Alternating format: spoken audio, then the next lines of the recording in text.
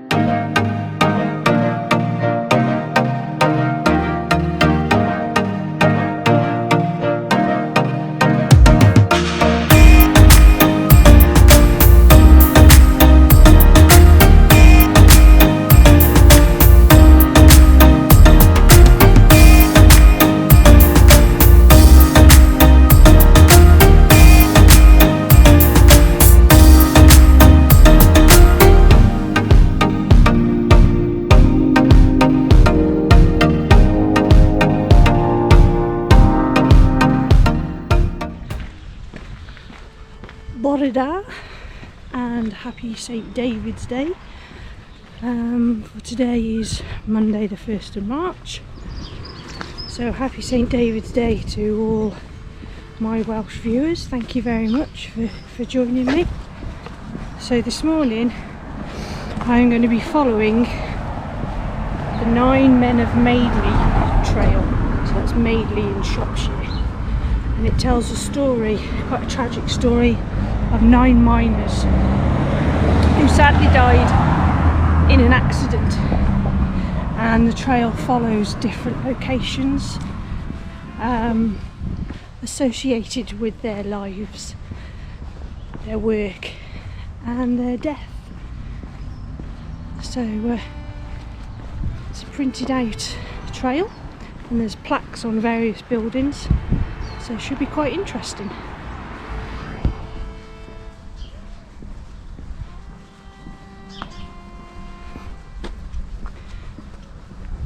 So the trail starts here at St Michael's Parish Church in Madeley, and this church was designed by the engineer Thomas Telford, and it's unusual because it's a octagonal shaped church, one of only a few. There is another one over at Madeley, like 5 miles from here, and that was designed by someone else.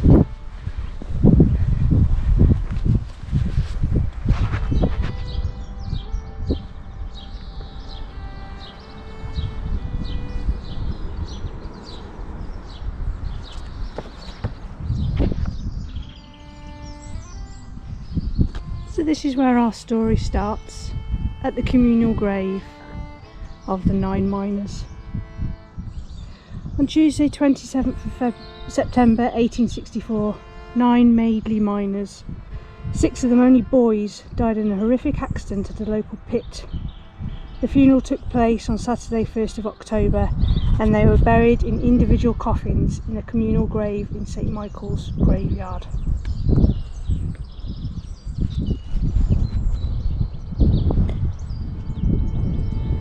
The accident happened at 5:40 p.m. 9 Madeley miners began their ascent to the surface at the end of their shift in the Brick Kiln Leasow Crawlstone pit. They were Edward Wallet, 52, John Tranter, 37, Benjamin Davis, 35, William Jarrett, 18, Joseph Maiden, 18, John Farr, 14, John Jones, 14, Francis Cookson, 13, and William Onions, who was 12.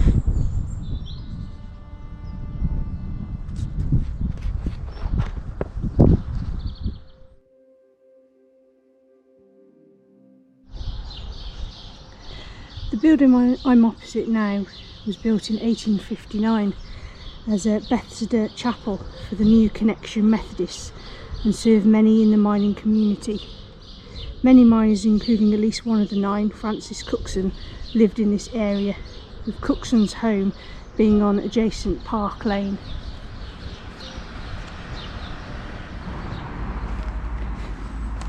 So I've just come off Ironbridge Road, opposite the Abraham Darby School, and this is the site of the brick kiln Liso pit,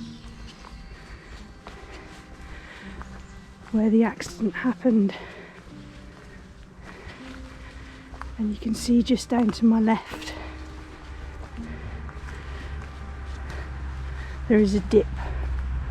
There we go, so down there is the site of the pit.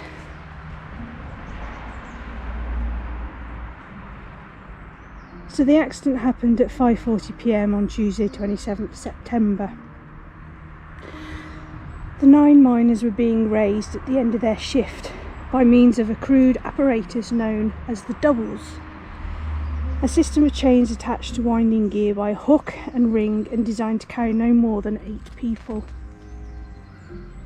When the men were about halfway up, the engine man, who was winding them up, felt the chains slacken and knew that they had plunged to their deaths.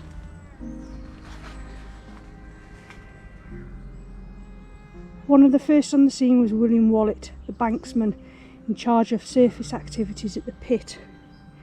He was almost certainly the 19-year-old son of Edward Wallet, who was one of the victims. A group of men descended the shaft but knew there would be no survivors. The base of the shaft was covered by 15cm thick oak planks. Below these was a sump in which water collected. The planks had broken because of the force of the fall, and the bodies had to be recovered with the help of a drag from the 4 metres of water accumulated in the sump.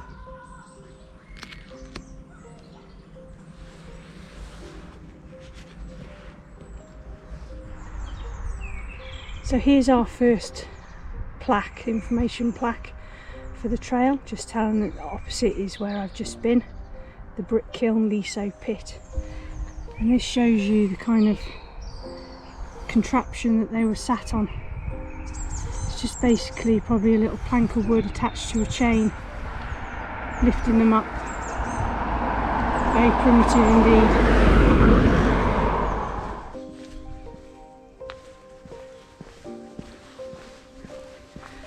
So I'm just coming down Ironbridge Road, or Madeley Road. The locals call it 2 different depending on whether you're going up or coming down it. So one way it's known as one thing and going down it's known as the other.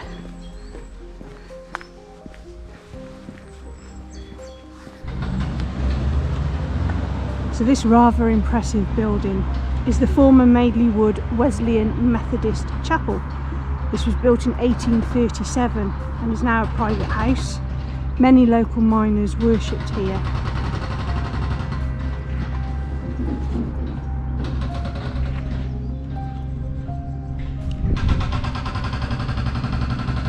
This is the original Madeley Wood Meeting House Sunday School, and it's on Jockey Bank.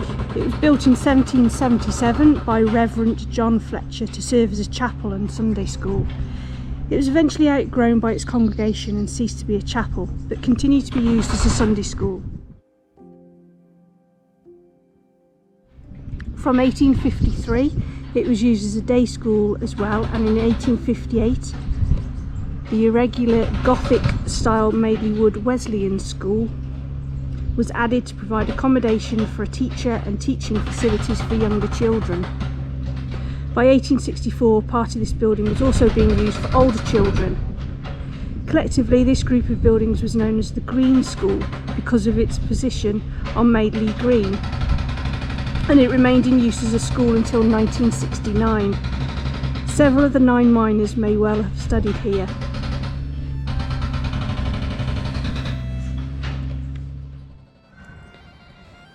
Opposite the school on the far corner of Belmont Road is the former George and Dragon pub, now Dane House, a private residence, where the bodies of the miners were taken. The inquest began here on Wednesday 28th of September, however it was postponed to allow the funeral to take place. This is the Golden Ball Inn. It was first licensed in 1728. This is one of the oldest pubs in the area and probably frequented by many miners. At the time, the upper part of Wesley Road was called Thieves Street, and one of the 9 miners, Edward Wallet, lived here with his wife and young children.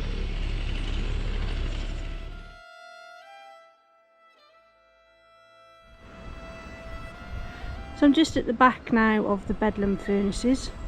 I'll show you the front when I get down onto Waterloo Street. And just in this area somewhere here was the site of Bedlam Hall Mansion, a 17th century Jacobean mansion where the Anstein's family lived before moving to Madeley Wood Hall.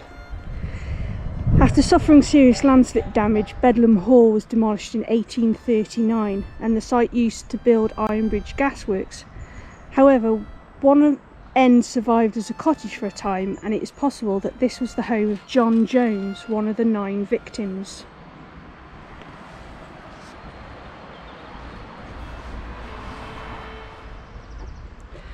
So these are the ruins of Bedlam furnaces.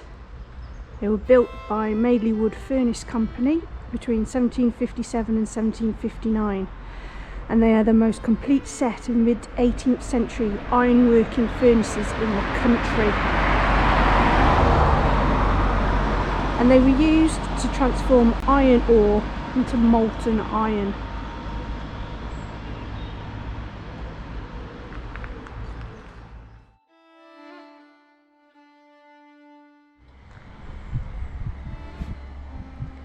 At number 57 Waterloo Street is the police station and courthouse, which was built in 1862.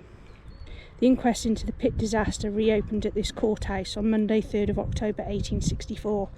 It seemed clear that the equipment had been in good working order, and it was concluded that the hook and ring had not been engaged properly, so a verdict of accidental death was returned. It seems likely that human error on the part of the hooker-on, Benjamin Davis, who died in the accident, played a part, but perhaps the overloading of the hoist with 9 miners rather than the permitted 8 was another factor. Edward Wallet and John Tranter, who were responsible for management of the underground workings, were also among the dead.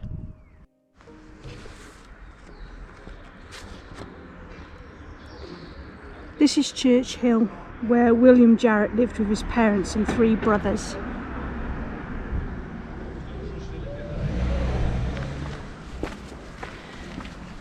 So I'm just heading back up Madeley Road from Iron Bridge, and the area to my left, somewhere along here, is known as Foxholes, and it was here that one of the miners, Joseph Maiden, lived with his parents.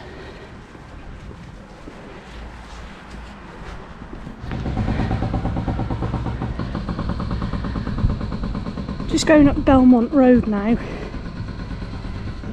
In 1864, this was part of the Brockholes area where John Tranter and his family, along with many other miners, lived.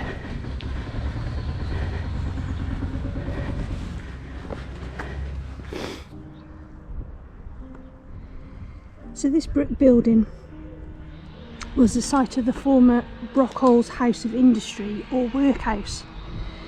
This had been built in 1796, but was seen as not fit for purpose by 1864 and was converted into housing in 1874.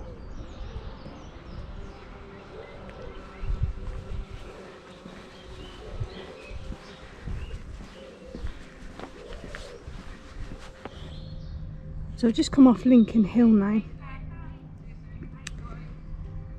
and John Farr and William Onions, 2 of the youngest of the 9 miners, lived here, and later in 1874 the location for a new purpose-built workhouse. So this was the Madeley workhouse, and then it became an NHS hospital, and now it's housing, and it's an amazing building.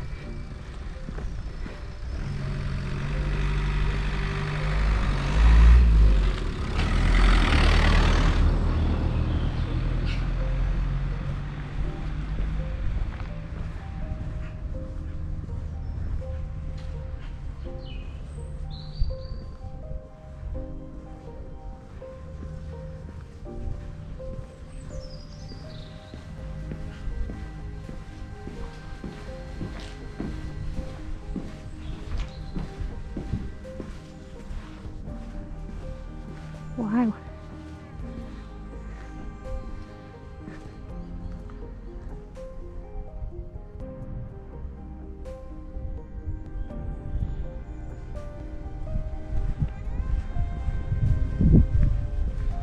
They've actually done a really great job on it.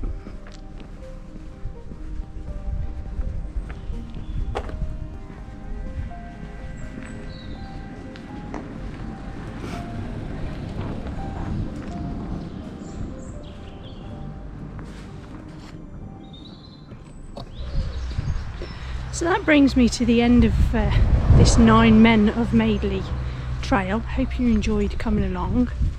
It's quite a short trail, but it's really interesting.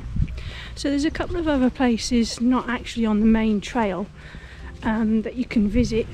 So you've got the Anstice Hall over in Madeley, and then there's the site of the old Madeley Wood Hall, where there's just the ice house remaining now. They're not actually directly linked to the 9 Men, they're more linked to the owners of the mines. But yeah, it's been really interesting. Really cold today, complete change in weather. So I'm heading home now for a cup of tea. But thank you again for watching. Don't forget to subscribe. There'll be lots more walks coming.